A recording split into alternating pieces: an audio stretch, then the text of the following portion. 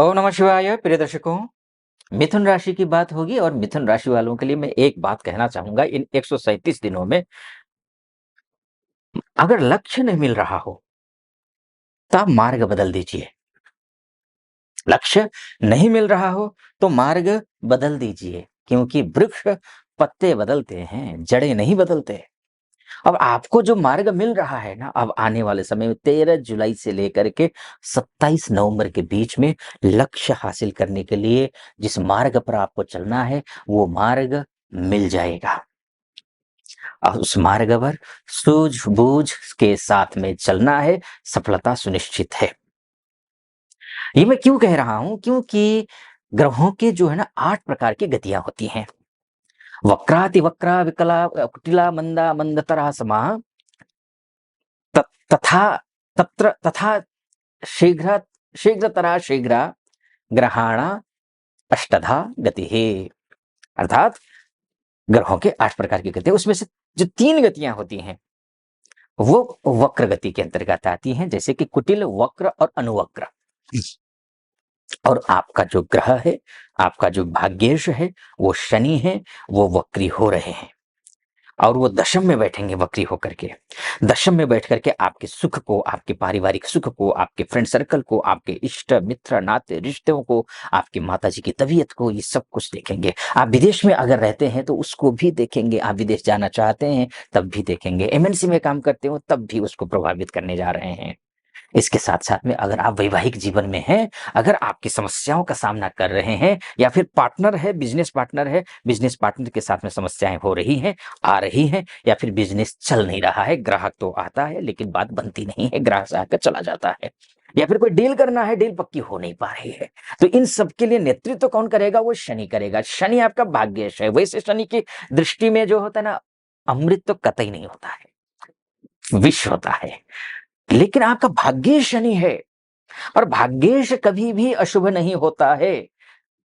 बल्कि लोग कह सकते हैं कि भाई, शास्त्र कहता है, कल्याण वर्मा सारावली में कहते हैं, पंचम अध्याय के 39वां श्लोक है, वक्रिणस्तु महावीर्याः शुभा राज्य प्रदा ग्रहाः।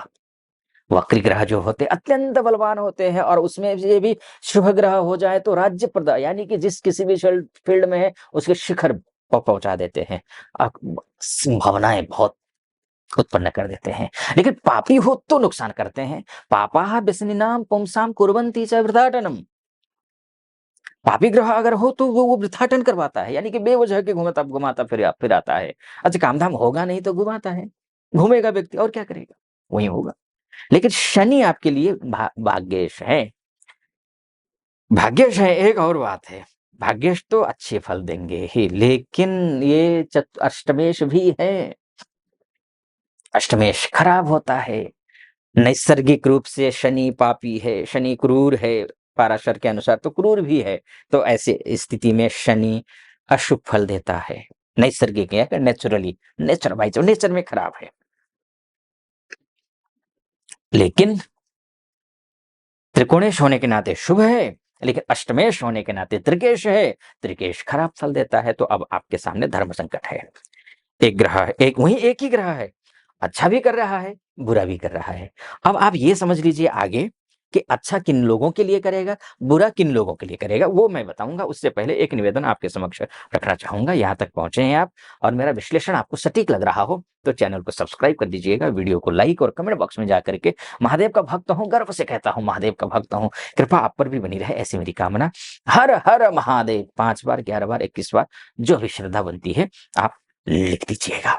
चलिए, आइए फिर से विषय पर लौट करके आता हूं। तो बात यह है, शनि किन लोगों के लिए देगा। देखिए, भाग्येश को धर्मेश भी कहा जाता है। धर्मेश यानी कि धर्म, कर्म, पूजा पाठ, आचार विचार, संस्कार, व्यवहार, ये सब कुछ देखने वाला भी अगर कोई भाव है तो वो भाग्य स्थान ही है।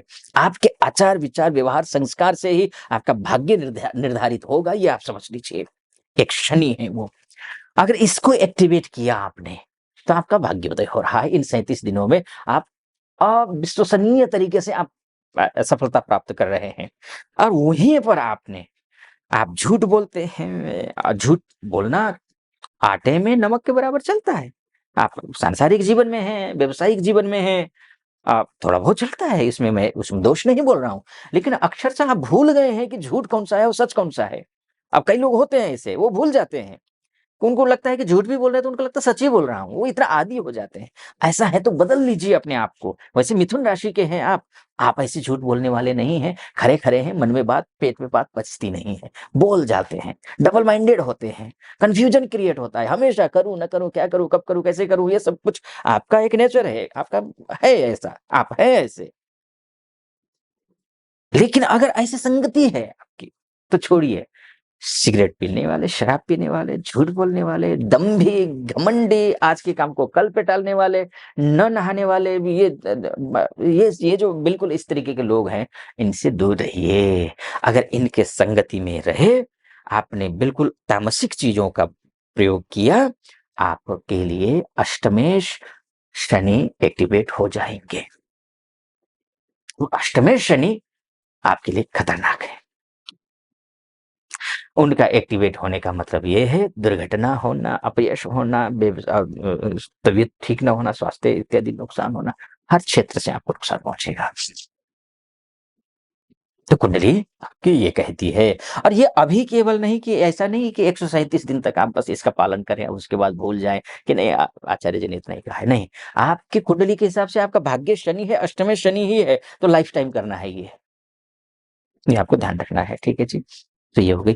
अब कुछ उपाय भी समझ लीजिए कि क्या करना चाहिए कि अष्टमेश बाय चांस आप कुछ चीज़ें ऐसी होती हैं कि भई हम नहीं छोड़ सकते हैं। कुछ संगति ऐसी होती है कि हमें हमारी मजबूरी होती है कि आप तो नहीं कर रहे हैं लेकिन संगति ऐसी है कि वो छोड़ उनको तो नहीं सँभाल सकते ना, उनको तो नहीं कह सकते ना कि भाई तू छोड़ क्योंकि मेरे ग्रह खराब हो रहे हैं। नहीं कर सकते। तो अब ऐसी स्थिति में आपको करना क्या है ये आप समझ लीजिए। सबसे पहले आप जो कमज़ोर तबका होता है, चाहे वो बौद्धिक रूप से हो, चाहे वो शारीरिक रूप से हो, चाहे वो आर्थिक रूप से हो, चाहे वो मानसिक रूप से हो, जो कमज़ोर है उसका सम्मान कीजिए, उनका हेल्प कीजिए। एक नंबर 1 दूसरा काम आपको करना है शनि का जाप कर लीजिए। ओम प्रां प्रीं प्रौं सः शनैश्चराय नमः इस मंत्र का जाप कर लीजिए। दूसरा तीसरा जो है आप हनुमान चालीसा का पाठ कर लीजिए। ये आप 3 काम कर लीजिए, निश्चिंत रहें। एक और आप काम कर लीजिए क्योंकि गुरु की राशि में बैठे हैं और गुरु के नक्षत्र में भी बैठेंगे। पूरे दो ही नक्षत्र में पूरे इन 137 दिन में तो 2 ही नक्षत्रों में गोचर करेंगे। एक स्वयं का नक्षत्र है, एक गुरु का नक्षत्र है और गुरु की तो राशि में भी बैठे हैं। तो अब ऐसी स्थिति में आप कोशिश करिए कि आप अपने गुरुजनों का, माता-पिता का, बड़े बुजुर्गों का सम्मान करिए और उनसे मार्गदर्शन लीजिए। ये आप करिए, आपके लिए शुभ होगा और गुरु की उपासना कीजिए यानी कि ओम नमो भगवते वासुदेवाय इस मंत्र का आप जाप करिए। ठीक है जी? बाकी देखिए मैंने मोटा-मोटी तौर पर आपको बताने की कोशिश की है कि ये ग्रह यहाँ जाएगा तो ये फल मिलेगा। लेकिन आपकी कुंडली ही आपका सब कुछ है। आपका डीएनए है आपकी कुंडली। आप अपनी कुंडली के बारे में चर्चा करना चाहते हैं, महिला हो या पुरुष हो, देश से देख रहे हो, विदेश से देख रहे हो, तो नीचे नंबर है, उस नंबर पे कॉल कीजिए, व्हाट्सएप कीजिए, मेरी टीम से बात कीजिए, अपॉइंटमेंट ले लीजिए। निर्धारित तिथि पर मैं आपकी कुंडली का विश्लेषण करूँगा। सटीक लगा हो सब्सक्राइब, लाइक और कमेंट ज़रूर कर दीजिएगा। आप खुश रहें, प्रसन्न रहें, महादेव की कृपा आप पर बनी रहे सदा सर्वदा, ऐसी मेरी कामना। फिलहाल अनुमति दीजिए। ओम नमः शिवाय।